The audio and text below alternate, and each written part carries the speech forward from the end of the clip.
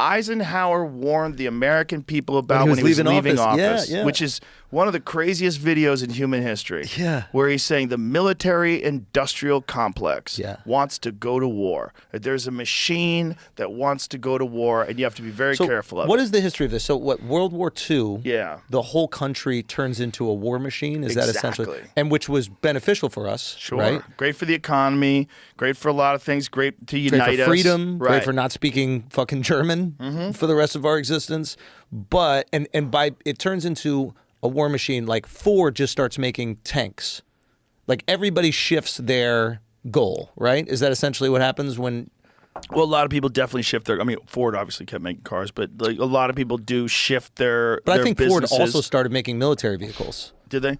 Makes sense. That was my understanding, is that like every business started to prioritize the war effort. Right. And then Definitely. not overnight, but pretty quickly the whole country had one singular focus, which was if we need to go to war, we can turn it over. It's like, I think that's what Napoleon did, actually. That was one of how he was so effective. He turned the whole country into a war machine. Yeah. Whereas before it was like, wait, I thought we're just lining up in the field and banging back and forth against each other. He's like, no, you're fighting the whole country. So then when we get to turn over and flip and Ford starts making vehicles or whatever the fuck it needs for the military effort, we have a huge competitive advantage. The money that comes in through that, and fact check me on this, please, but like the money that starts to be generated by that is very hard to relinquish when the war is done. Right. The war stops and then people go, whoa, we were making $100 million a year during war. Right. I don't want to go back to 20 million. Right.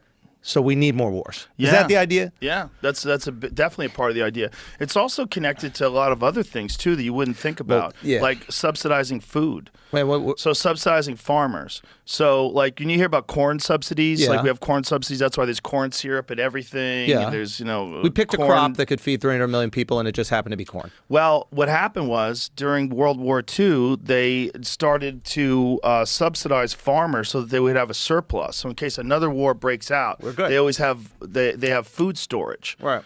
They have the ability to feed the country even if we're cut off from the rest of the world. And when you're dependent upon foreign countries for different things like grains and medicines, and that's one of the things we found out during COVID, right? A lot of medicine is made in China. And a lot of it was very hard to come by during COVID because of the transportation issues. Isn't that one of the issues with Ukraine? I'm sure. Is that there's not with medicine, but with actual grain. Like it's one of the largest grain producers in the world. Yes. So I think there even had to be like an agreement between Russia and Ukraine to continue sending out grain during the conflict. Wild.